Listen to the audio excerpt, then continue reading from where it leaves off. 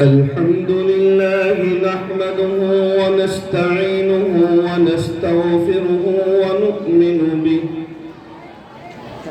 ونؤمن به ونتوكل عليه ونعوذ بالله من شرور أنفسنا ومن سيئات أعمالنا من يهده الله فلا مضل له ومن يضلله فلا هادي له ونشهد أن لا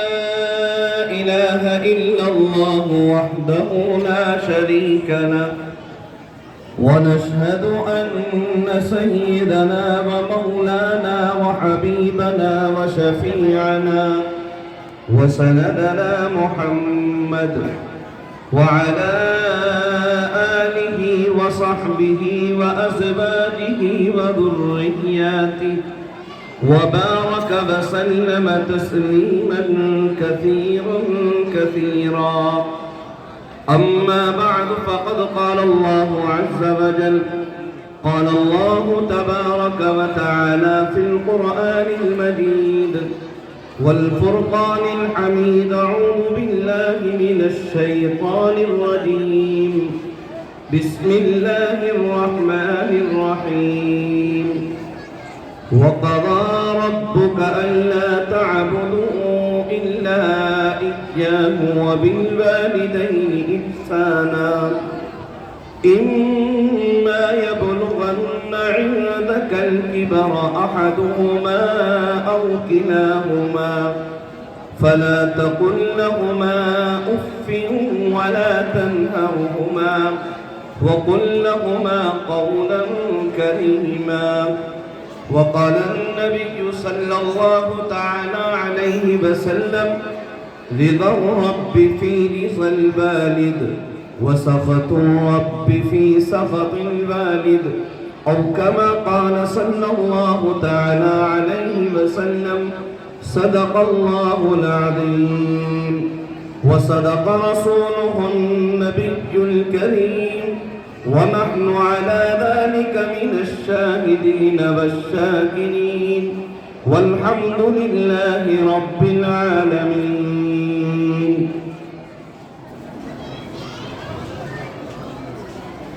جس دور پہ نازاں تھی دنیا اب ہم وہ زمانہ بھول گئے جس دور پہ نازاں تھی دنیا اب ہم وہ زمانہ بھول گئے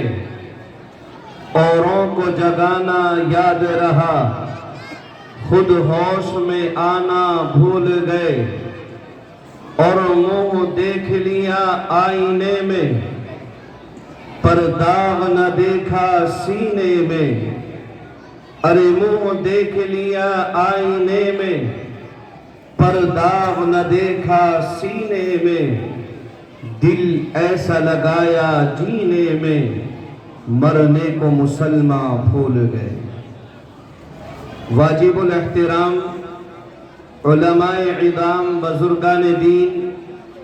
عزیز نوجوانوں بزرگوں اور پردوں کے پیچھے سے سماعت کرنے والی اسلام کی مقدس پاکیزہ میری ماں اور بہنوں اس وقت یہ آپ کا مدرسہ قاسم العلوم جس کا سالانہ اجلاس عام بڑی آب و تاب کے ساتھ میں چل رہا ہے اور اس محفل کے روح رواں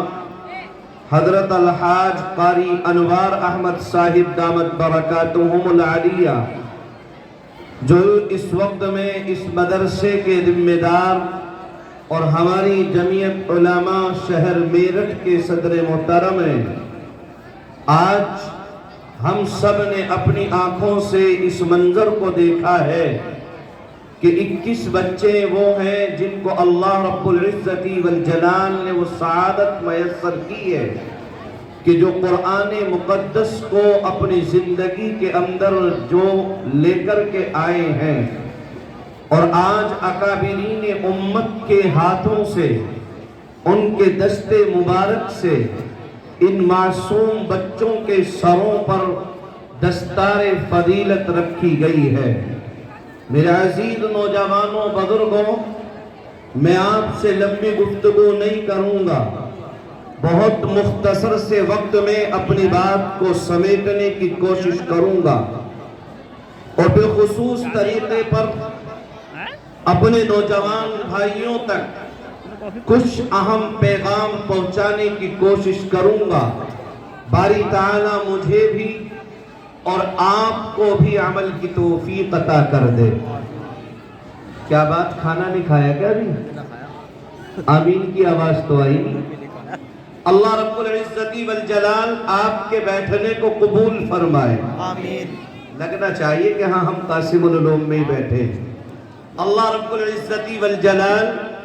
حضرت الحاج قاری انوار صاحب کی عمر میں برکتیں عطا فرما دے۔ آمین۔ لگا ہاں قاری صاحب سے بڑی محبت کرتے ہو آپ لوگ ہیں۔ ماشاءاللہ یہ مدرسہ اللہ رب العزت والجلال اس کو دین دوگنی رات چوگنی ترقی عطا فرما دے۔ آمین۔ عزیز نوجوانوں، بزرگوں، اسٹیج پر بڑے بڑے قابل قدر علماء عظام تشریف فرما ہے۔ اس ناچیز کو کچھ کہنے کا موقع ملا ہے۔ میں نے قرآن کی ایک آیت کریمہ کا سہارا لیا ہے، اور اسی کے ساتھ ساتھ امام الانبیاء، سرکار دو عالم، تاجدار مدینہ، احمد مجتبی، محمد مصطفیٰ، سب اپنی زبانوں سے کہیں صلی اللہ علیہ وسلم کی ایک مبارک مشہور حدیث میں نے آپ کے سامنے دوران خطبہ پڑھی ہے۔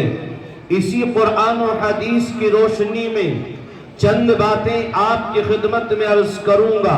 اور انشاءاللہ العظیم اس کے بعد آپ سے اجازت، آپ سے رخصت ہو جاؤں گا۔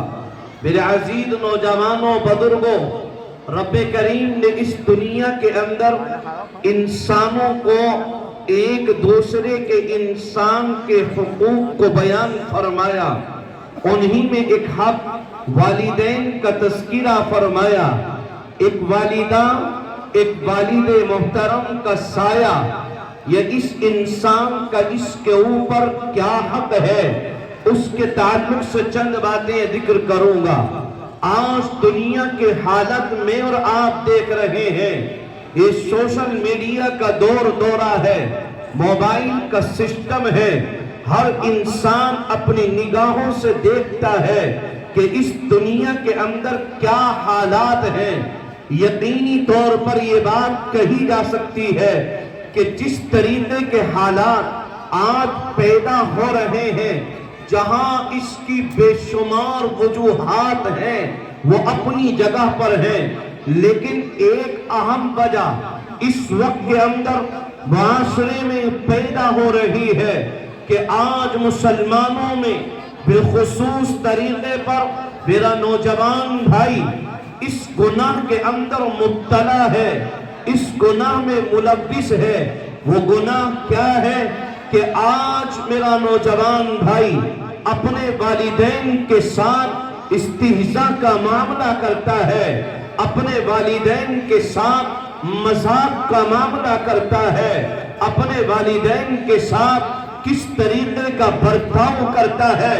آقائے نامدار، تاجدار مدینہ، امام الانبیاء، جناب رسول اللہ صلی اللہ علیہ وسلم نے ارشاد فرمایا تھا حجۃ الوداع کے موقع پر کہ جس دنیا کے اندر اللہ رب العزت والجلال اس نظام کو ختم کر دیں گے، یہ زمین لپیٹ دیں گے، یہ آسمان درم درم ہو جائے گا،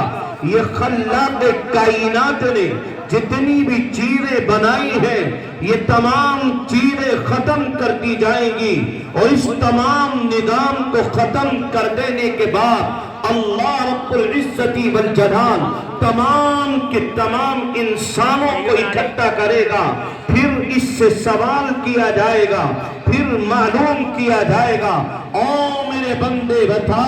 میں نے تجھے اس دنیا کے اندر رہ کر اس دنیا میں زندگی دی تھی، میں نے تجھے دنیا کے حوالے کیا تھا، تو دنیا میں 60 سال رہا ہے، بتا تو نے کس انداز میں اپنی جوانی کو لگایا، اپنے بڑھاپے کو لگایا، اپنی عمر کو لگایا۔ القرض کہنے میں دی جائے یہ بات کہ اس دنیا سے چلے جانے کے بعد رب کریم ہر انسان سے معلوم کرے گا، او میرے بندے بتا، میں نے تجھے دنیا کے اندر مہلتیں دی تھی، اس مہلت کو کس انداز میں تو نے خرچ کیا ہے؟ ہم کیا جواب دیں گے؟ آج دنیا مجھے آپ کو دیکھ کر کے کہتی ہے، اسلام کے ماننے والے یہ ہے، اسلام کا تقاضا یہ ہے۔ آج میرے نوجوانوں کی زندگی کو دیکھ کر ان کے ساتھ ہونے والے، یہ اپنے والدین کے ساتھ کرنے والے سلوک کو یہ غیر دیکھ کر کے کہتے ہیں کہ مسلمان کس انداز میں اپنے والدین کے ساتھ حسن سلوکی کا معاملہ کرتا ہے، جبکہ قرآن کہتا ہے وَقَضَىٰ رَبُّكَ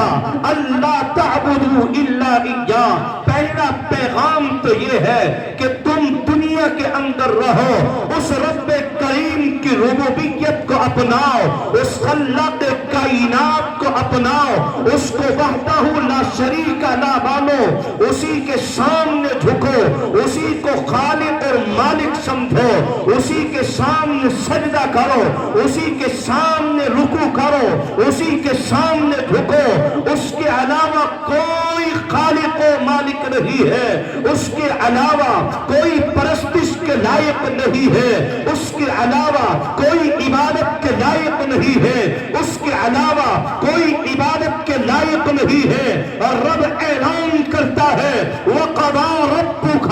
أَلَّا تَعْبُدُوا إِلَّا إِيَّاهُ۔ پہلا پیغام یہ ہے کہ اس رب کریم کی اطاعت میں، اس رب کریم کی عبادت میں اپنے آپ کو جھکانے والے بن جاؤ،